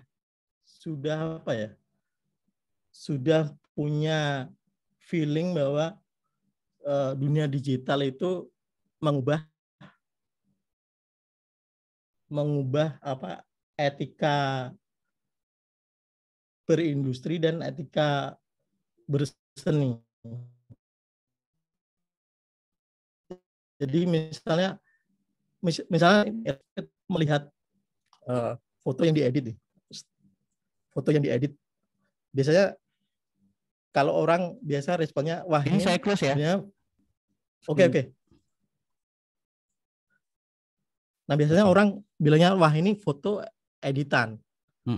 Nah kemungkinan nanti setelah era AI ini diadopsi maksudnya bukan early adopters yang menggunakan, maksudnya semua orang udah khalayak lebih besar. Khalayak ya. Itu responnya kemungkinan hampir sama dengan foto editing yang waktu awal muncul. Dari wah ini foto ini kayaknya editan nih, ke wah ini foto ini buatan AI kayak gitu. Jadi sebenarnya kalau saya sih bukan merusui masalah etik di AI sih. Sebenarnya saya lebih ke mendukung perkembangan AI ini aja sih sebenarnya. Kalau soal etika sebenarnya masyarakat tuh bisa beradaptasi sebenarnya. Dari sejak fotografi itu ya, jadi sejak foto ditemukan. Jadi misalnya pelukis itu ngomong kalau fotografi itu bukan seni, tapi setelah itu ternyata ada industri fotografi setelah beberapa era. Nah, seperti AI ini sebenarnya era AI ini kan mendemokratisasi teknik seni semuanya dikompres dalam satu model. Jadi ini sebenarnya kalau menurut saya sih ya membebaskan manusia sih sebenarnya. Thank you Bro Riba. Makasih Riba. Tidak segelintir orang bisa kan tidak mempelajari misalnya untuk belajar seni, dasar-dasar seni dan lain-lain. Ini seperti kayak kalkulator sih. Kalkulator misalnya zaman dahulu sebelum ada kalkulator itu kan orang kan menyewa ini kan untuk akuntansi dan lain-lain kan menyewa ini kan akuntan itu. Setelah ada kalkulator justru ada percepatan di situ dan efeknya tuh bukan di industri itu aja, ada industri-industri baru yang bermunculan dan itu membuat profesi-profesi baru bermunculan. Jadi bukan hanya mematikan, misalnya zaman dulu tuh ada operator telegraf ya, programmer tuh ada orang yang ngomong programmer tuh sebentar lagi juga akan punah karena seperti operator telegraf dijadikan AI. Padahal sebenarnya setelah ini ada bidang atau industri atau profesi baru yang bahkan kita belum tahu tuh apa itu. Iya. Thank you, Riva. Nah, itu aja sih. Terima kasih ya, Mbak. Iya. Sama-sama. Oke, saya respon ya. Ini memang talking point-nya Tech Bro ya. Kalau kemudian bilang bahwa kehadiran AI mendemokratisasi seni. Itu yang persis sedang dibicarakan karena itu kan hanya satu sisi.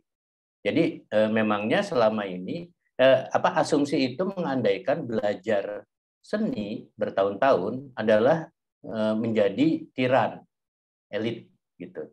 Padahal tidak ada tidak ada halangan bagi siapapun untuk belajar, bahwa kemampuan beda-beda atau kemauan itu beda-beda, kemauan untuk belajar beda-beda, itu lain soal. Karena kan ada yang kemudian, dan kita tidak hanya bicara profesi, tapi kita bicara capaian tubuh gitu ya.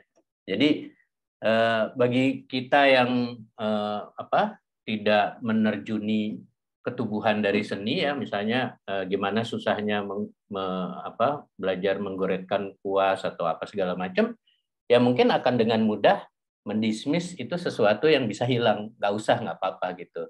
Tapi kemudian juga merasa victim gitu ya. Gue jadi harus belajar dulu nih untuk bisa seni. Padahal kan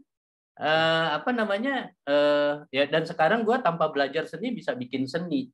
Seperti saya bilang, range seni itu luas gitu. Pengertiannya kita luaskan. Kalau sebagai kegiatan manusiawi untuk berbahagia, semua orang berhak. Dan belajar seni semua orang juga berhak sepanjang misalnya ada akses atau apa segala macam, kita perbesar aksesnya. Tapi apakah misalnya itu berarti tidak demokratik? Ya enggak juga gitu. Di dalam sistem demokratik toh tetap aja orang harus milih presiden, enggak semuanya jadi presiden gitu kan. Dan untuk bisa jadi presiden ada caranya, ada mekanismenya, dan ada kualifikasinya. Tidak setiap orang harus jadi presiden toh gitu kan. Tapi adalah bukan berarti demokrat kan gini kan. Sekarang kan belum terdemokratisasi karena tidak semua orang bisa jadi presiden. Sebagaimana sekarang kan tidak demokratis karena tidak semua orang bisa menggambar. Itu sebuah asumsi yang keliru. Pertama-tama saya harus katakan itu. Tapi saya tidak menolak perkembangan, mau itu model bahasanya yang dulu adalah begitu, sekarang apa gitu segala macam. Apalagi saya tadi lucu juga ya ketika dibilang sekarang makanya ahli sedang khawatir tentang hadirnya kesadaran AI dan apalah yang universal, yang apa gitu segala macam. Lah itu di dunia sci-fi atau film kan udah duluan ya. Terminator itu kan ketakutan manusia terhadap bentuk dominasi AI yang membentuk sebuah kesadaran baru. Dan saya bisa bilang sebagai film action saya menikmati, sebagai tesis saya belum tentu setuju, ya kan? Maksudnya saya tidak setakut itu terhadap apapun kemungkinan terhadap AI. Tetapi yang saya takutkan adalah euforia AI ini membangkitkan hal-hal yang selama ini tidak kita sadari sebagai bagian dari kekurangan kita gitu loh. Misalnya kecenderungan jalan pintas ya, jalan pintas. Jadi AI susah-susah umat manusia, peradaban manusia tiba pada teknologi AI, dipakainya buat keserakahan dan jalan pintas doang gitu loh. Kayak itu kayak apa ya, tidak memberikan ruang bagi teknologi untuk membangun peradaban manusia lebih bagus kalau bicara abstrak. Tapi maksud saya gitu ya. Jadi dia tidak menghilangkan kehendak-kehendak banal manusia ternyata gitu loh. Artinya apa? Artinya kalau kayak gitu diarahinnya, sebagaimana yang dibayangkan oleh utopia para tech bro di Amerika tentang ini adalah wahana untuk demokratisasi dan sebagainya segala macam, itu bisa jadi sebetulnya menguntungkan korporat saja. Jadi talking point-nya demokratisasi, tapi sebetulnya yang untung adalah Silicon Valley corporate gitu, bukan kita. Sementara kita sibuk jatuh pada euforia itu dengan harapan iming-iming bahwa kita semua akan mendapatkan kemakmuran dari ini gitu. Jadi itu. Jadi kalau buat saya pertama-tama kita set up percakapannya dengan lebih baik lagi gitu. Tidak sekadar mereproduksi talking point yang masih dalam euforia itu. Nah, soal dengan fotografi dan lukis itu saya kira Oke, Riba. Sebetulnya saya tertarik untuk bicara lebih jauh lagi ya. Di Riba ada sesi sendiri. Nanti ada itu sendiri. Tapi buat teman-teman gitu ya, posisi saya sih sebetulnya adalah apa yang terjadi pada seni lukis dan fotografi kan seakan-akan dipertentangkan. Tapi sebetulnya seperti terjadi dalam presiden selanjutnya tidak bertentangan. Semua jadi seni sendiri gitu. Kan kita juga tadi sempat ngobrol tentang kemungkinan bahwa apa nih generated art ini masuknya di mana gitu. Semua sedang belajar gitu kan. Sebagaimana orang dulu sempat belajar tentang fotografi. Pada awalnya tidak ada pretensi bahwa fotografi itu dianggap seni loh, tidak sih. Tapi industrinya ada seperti dibilang tadi. Nah, industrinya tadi itu juga yang memberikan semacam posisi kurang enak, yaitu apakah industri menentukan definisi seni apa bukan. Pada akhirnya ketika fotografi diakui sebagai bidang seni adalah ketika gagasan filosofis, gagasan praktik seni, gagasan kesenian di dalam fotografi muncul dan terjelaskan lewat pemahaman lebih dalam tentang unsur-unsur estetik yang mungkin muncul di dalam fotografi gitu. Jadi akhirnya ternyata tidak menggantikan, ya kan? Dan itu kan semangat percakapan kita ya, bahwa sebetulnya euforia yang menyatakan bahwa ini adalah seni baru yang lebih daripada seni sebelumnya itu sebetulnya adalah false ideas gitu. Kalau buat saya kehadiran seni baru tidak berarti lantas menggantikan. Iya, menggantikan seni ya. Kalau cara lain loh, kalau teknik lain ya, teknologi itu lain kan. Kalau ini sebatas teknologi, selalu ada yang baru, selalu ada inovasi, dan itu oke gitu kan. Dalam rate sehari 3 kali, sehari 1000 kali terjadi perubahan, terjadi kebaharuan, itu lain soal. Tapi kalau kita bicara hakikatnya, terus ini kita bicara seni atau tidak, yang painting sama yang fotografi sebenarnya tidak bertentangan dan tidak saling makan, gitu kan. Itu kan presiden yang sudah terjadi gitu. Itu kan yang sudah terjadi gitu. Lalu digital painting dengan traditional painting, coba lihat deh. Sampai sekarang kenyataannya, de facto-nya ya, kenyataannya loh. Yang disebut traditional painting itu maksudnya apa? Maksudnya kanvas kan, pakai tangan gitu ya. Yeah. Terus yang punya harga jutaan dolar itu yang digital apa yang tradisional? Kecuali bahwa kemudian muncul NFT, makanya saya bilang sebetulnya bukan AI atau digitalnya yang utama yang mengganggu pasar art visual art gitu ya, painting gitu ya misalnya. Tapi NFT tuh. Ya, dan NFT sekarang crash. Iya kan? Sekarang crash gitu. Jadi orang tuh masih perdebatan. Saya nggak anti sama sekali dengan teknologi NFT sama sekali. Seperti saya katakan di WhatsApp grup waktu itu. NFT ternyata punya peluang untuk memberikan kebebasan luar biasa bagi seniman di Palestina. Ya kan? Ketika duit itu sesuatu yang sama sekali abstrak buat mereka karena situasi konflik. Lalu bagaimana seni dibiayai? Lewat mekanisme NFT. Saya tidak memusuhi NFT, tapi saya melihat betapa euforia terhadap NFT yang mengakibatkan naiknya harga karya-karya NFT sekarang mengalami crash. Ya. Gitu kan. Jadi kita sebetulnya sangat realistik kalau kemudian tidak terlalu terbawa pada euforianya. Tapi bahwa perkembangan teknologinya sangat exciting, jelas. Saya juga merasakan excitement. Itu excitement karena apa? Tiba-tiba ada wilayah baru bagi manusia untuk mengembangkan kapasitas pikirnya dan kapasitas itunya. Atau misalnya ada peluang bagi orang-orang biasa bisa memanfaatkan ini sebagai tools productivity. Itu satu hal.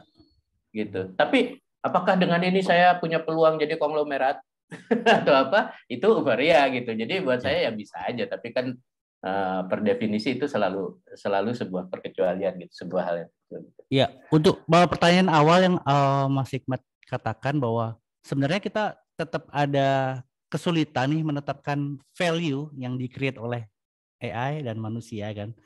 Sebenarnya NFT itu kan masalahnya ada di hal yang sama. Antara price, harga yang tertera atau yang dijual belikan, ditransaksikan itu dengan value sebenarnya itu kan nggak imbang gitu kan. Makanya ada istilahnya digoreng dan sebagainya gitu kan. Iya, kalau saya itu mengutip, kan saya mengutip toh. Nggak apa-apa, kalau hafal nggak apa-apa. Kalau hafal. Enggak, ini percakapan pribadi soalnya. Oke. Saya mengutip Danton Sihombing yang mendalami persoalan ini dengan pendekatan design thinking dia. Sebetulnya secara sederhana NFT sebagai teknologi itu sebenarnya perpadannya lebih kayak saham aja, bukan karya itu. Jadi kesalahpahaman banyak orang itu mengidentikan NFT dengan karya. Padahal ketika dia di mint, ya NFT itu teknologi untuk menjadikan saham. Nah, sebagaimana kita lihat dalam saham, pasarnya itu ada apa sih namanya? Ada palsunya juga gitu ya. Tapi kan akhirnya ada koreksi pasarnya sendiri juga sehingga kemudian menemukan bedanya adalah kalau saham ada underlying-nya kan. Ada laporan keuangan. Setelah sekian lama. Ya kan? Setelah sekian lama ada mekanisme untuk menjaga supaya tidak terjadi. Kan pada tahun 80-an banyak tipu daya yang terjadi karena belum tersusun terbangun dengan kuat fondasinya. Ya digoreng. Sebetulnya sih to be fair yang so-called traditional art dalam artian fisik kayak digoreng juga. Itu juga banyak gorengan dan banyak kibal-kibal percayalah karena yang ngomong kurator ya. Tahu lah siapa yang goreng adalah dapurnya gitu. To be fair gitu. Paham. Dan makanya saya tidak segitunya memusuhi NFT pada saat euforianya, tapi kan secara objektif kita lihat dalam rentang waktu beberapa bulan terjadi crash.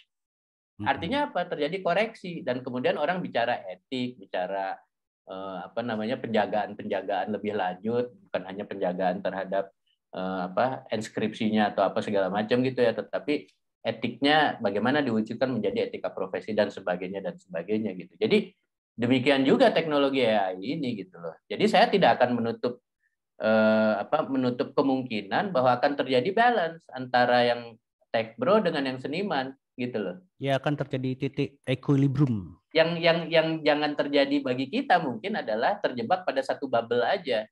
Kalau sudah tech bro tenggelam di dalam bubble tech bro. Kalau jadi seniman tenggelam dalam bubble seniman sehingga sangat membenci apapun yang namanya AI atau NFT. Buat saya dua-duanya tidak akan memberikan solusi bagi kenyataan bahwa kita teknologi sedang bergerak. Pengertian kita tentang seni juga bergerak, manusianya juga sedang bergerak. Tapi saya kalau ngomong bergerak, saya tidak bilang bahwa selalu progresif linear ke depan ya. Maksudnya bergerak tuh dalam artian berinteraksi ya, saling berhubungan. Kita tuh saling pengaruh. Tapi saya nggak akan bilang bahwa yang dulu salah, pasti salah karena dia ada di masa dulu, sekarang pasti lebih benar karena ada di masa kini, nanti pasti lebih benar karena di masa depan gitu. Nggak ada. Nggak linear itu. Tapi maksud saya bergerak tuh dalam artian semua harus memperhitungkan kemungkinannya. Segala nggak bisa tuh ya sekadar dismiss ya biarin aja ada profesi mati. Walaupun nyatanya ada profesi mati, tapi kan kasus-kasusnya jelas kalau kita bicara tentang kemaslahatan manusia, apa artinya kemudahan yang ditawarkan AI kalau dia di atas biaya atau di atas bangkai? Iya, benar. Profesi banyak orang. Itu kayak mengkhianati tujuan AI sendiri kalau menurut saya gitu. Setuju. Wih, sudah 1,5 jam nih, Mas Hikmat. Kita nggak usah disimpul-simpulkan ya, tapi yang terakhir pertanyaan dariku adalah apa yang dilakukan? Misalnya ini perkiraan aja sih. Kira-kira pemerintah perlu do something nggak dengan adanya, terutama untuk yang kita bahas ini ya, Haki ini ya. Haki dalam industri visual. Gimana ya? Ya, soal haki itu jelas itu adalah sesuatu yang berhubungan dengan kemaslahatan seniman gitu ya misalnya. Cuma masalahnya adalah kita hukum haki juga belum jelas juga gitu kayak misalnya orientasinya kemana gitu. Kayak misalnya gini ya, ada model-model saya agak misalnya gini. Kalau di Amerika misalnya modelnya itu adalah sekali sudah didaftar haki maka dia mutlak. Nah, tidak harus penciptanya tetapi pendaftaran gitu kan misalnya gitu. Itu bagi banyak orang sekian tahun dibilang itu model haki yang buruk karena bersifat mutlak.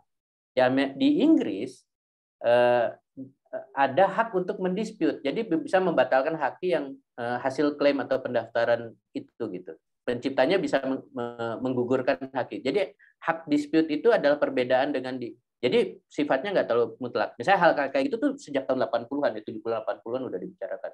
90-an sangat banyak. Di New Zealand misalnya lebih banyak lagi aturan atau ini yang beda gitu segala macam. Indonesia ini mau kemana gitu? Ininya hakinya. Kalau di Amerika haki itu untuk mendukung korporasi kapitalisme yang paling dalam bentuk yang paling buruknya gitu. Yeah. Jadi keserakahan korporat itu difasilitasi oleh sistem hakinya. Yeah. Tapi pada saat makanya dalam banyak kasus seniman penciptanya malah sering amsyong dengan situasi haki di sana gitu. Ya kan kayak misalnya contohnya MCU Marvel Comic Universe.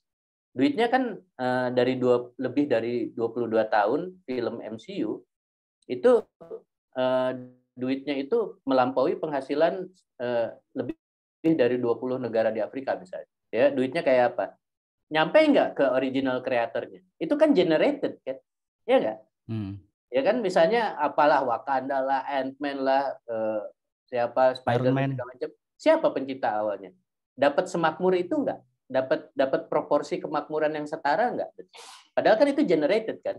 Bahkan seringkali kan dibedakan. Bahkan sampai saking luar biasanya zaman tribalisme baru di zaman sekarang ini, yang namanya suku Marvel Cinematic Universe itu bisa gontok-gontokan dan saling merendahkan dengan suku Marvel Comic Universe.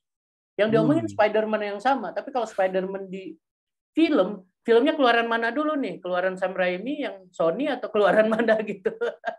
Itu berantem gitu ya. Entah kostum, entah kepribadian, entah siapa yang hidup, siapa yang mati. Dengan yang komik.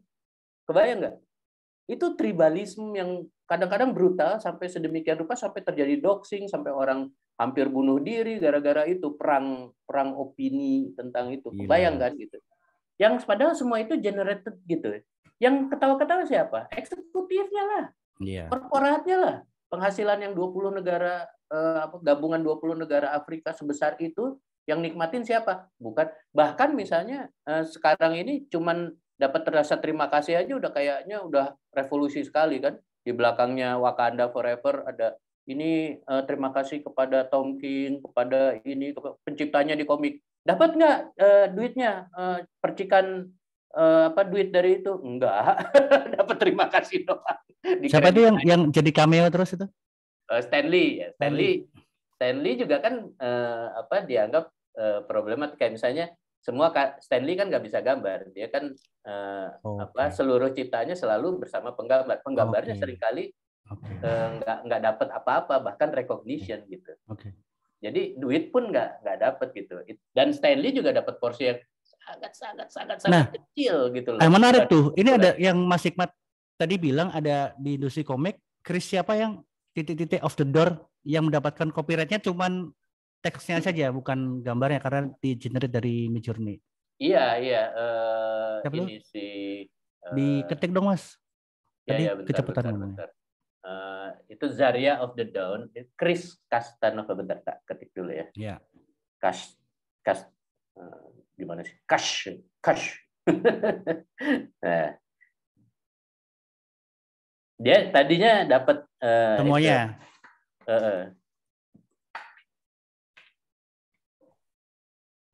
Itu tuh Chris Castanova. Ini US kan? Kasus hukumnya sih di US. Hukumnya. Nah, Ya, exactly. Misalnya lu ke Rusia gitu, banyak banget problem itu kan, problem copyright. Bajakan ya. Tapi copyright, segala hukum copyright itu masih kasusnya Amerika, di mana Amerika sebenarnya problematik juga kasus copyright, hukum copyrightnya gitu. Nah, Indonesia, maksudnya kalau kembali ke negara, saya sebenarnya bukan orang yang harus mengandalkan negara apa-apa gitu ya. Tapi faktanya negara itu pemilik kewenangan dan sumber daya yang terbesar kan mengatasi warga, gitu kan. Walaupun ya ada orang-orang yang punya kekayaan menyamai atau melebihi negara atau berkuasa gitu, itu kan sedikit. Kita bicara secara umum, warga itu mau nggak mau harus mengandalkan negara. So yang penting dilakukan warga adalah merumuskan tuntutannya kan. Nah, misalnya profesi seniman, tuntutannya apa terhadap copyright itu, gitu kan?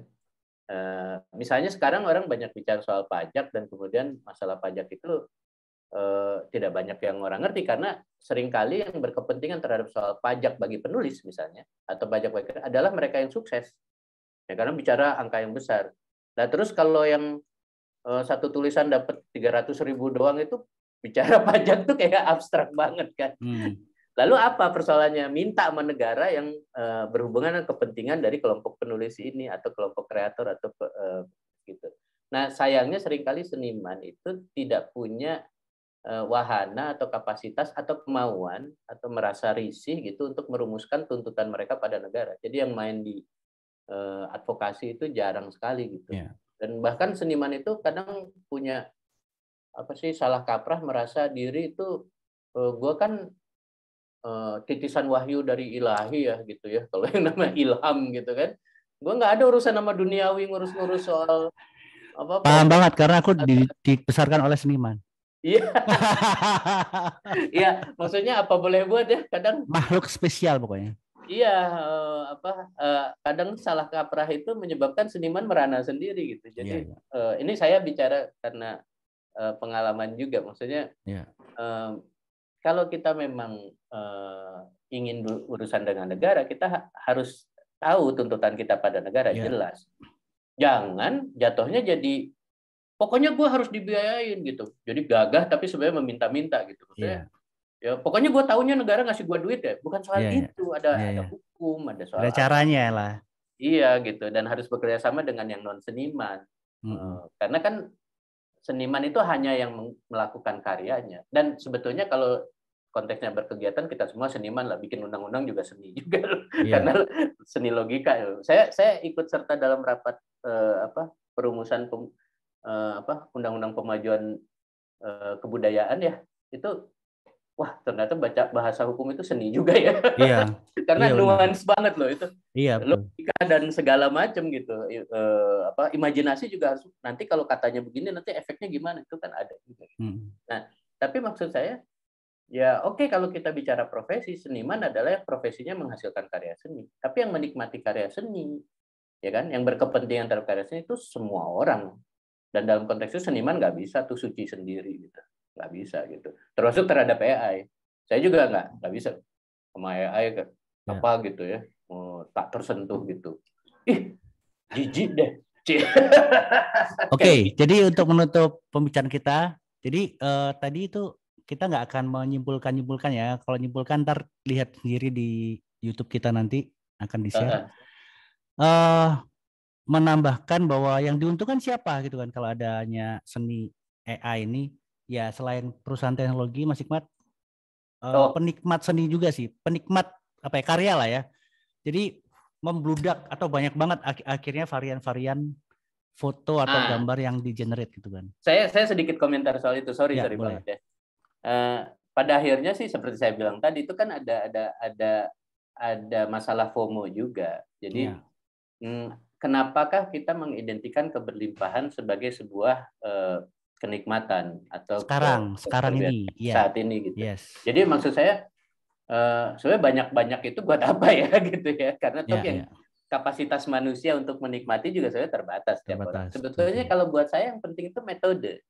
Yang harus diakses semua orang tuh metode. Jadi seperti apa itu? Biarkanlah kelimpahan itu mau pakai alat AI, mau tanpa AI, keberlimpahan itu selalu dijanjikan oleh teknologi informasi baru gitu ya. Tapi yang lebih penting sebagaimana dalam kasus berita, bagaimana kita punya metode membedakan mana berita atau bukan. Mengkurasi ya? Ya. Metode kurasi ya? Bukan kurasi, kalau kurasi kayak gatekeeper ya, kayak gatekeeper. Tapi Berarti kita apa? punya, Memilah. misalnya reading comprehension kalau baca, ya kan? Metode untuk enggak harus, bukan soal memilah untuk. Jadi tapi kita bagaimana kita itu bisa punya metode untuk menikmati hal-hal yang substansial atau yang penting di dalam sebuah karya, sehingga kita bisa membedakan gitu loh. Secara sendiri, nggak usah buang waktu dengan karya-karya yang, maksudnya semua orang berhak berkarya termasuk berkarya sampah. Semua orang berhak mengkonsumsi sampah juga. Tapi apabila kita ingin hidup kita lebih baik, kita mengembangkan metode supaya kita bisa membedakan mana sampah, mana gizi. Gitu. Nah, itu masalahnya kan nggak tahu apakah itu bisa dipelajari atau ada metode bakunya. Atau kita berdayakan ChatGPT kita untuk. Oh iya betul. Kalau jadi alat bantu kita. Tapi sebenarnya ada metodenya. Ada. Karena kan itu terjadi nggak di AI ini aja, di televisi juga kan. Semua, makanya saya bilang setiap ada teknologi informasi baru selalu menjanjikan keberlimpahan baru, capaian baru. Tapi pada akhirnya buat apa ke jumlah itu, kuantiti itu? Toh kita juga menikmatinya terbatas. Dalam keterbatasan kita itulah, ya, dalam kerendahan hati karena kita terbatas itulah, kita ya alih-alih serakah, kita perlu pegang aja metode.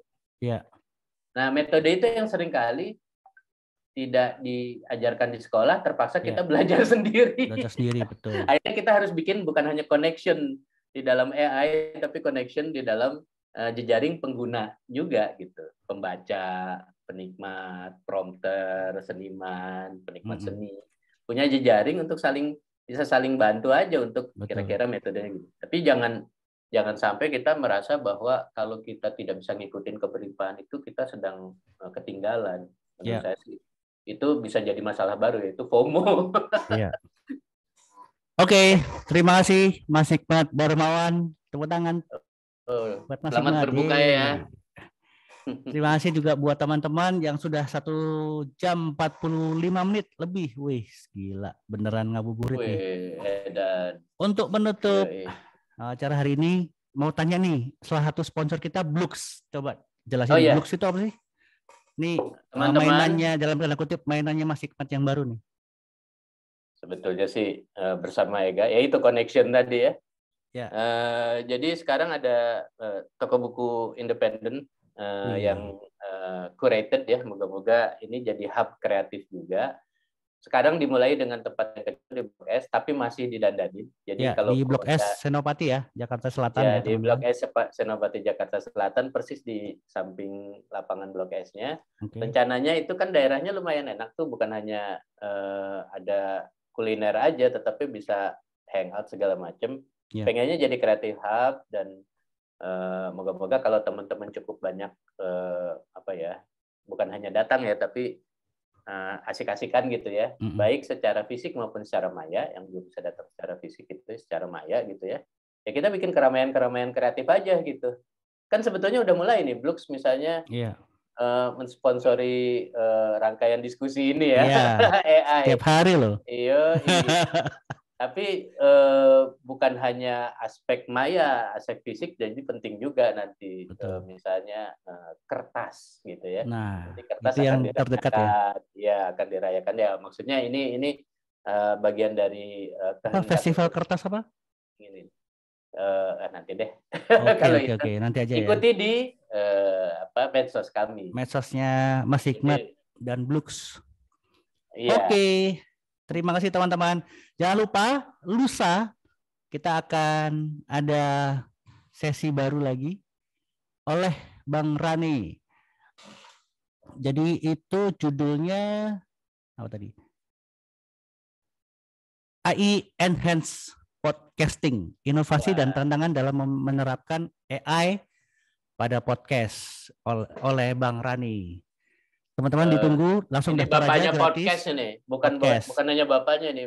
Kakeknya tadi bilang, ada yang bilang mbahnya podcast Indonesia teman-teman. Oke, terima kasih. Selamat nanti buka puasa. Sampai ketemu, dan kalau mau lihat rekamannya ada di YouTube-nya Ngapain. Terima kasih. Dadah. Terima kasih semua. Bye.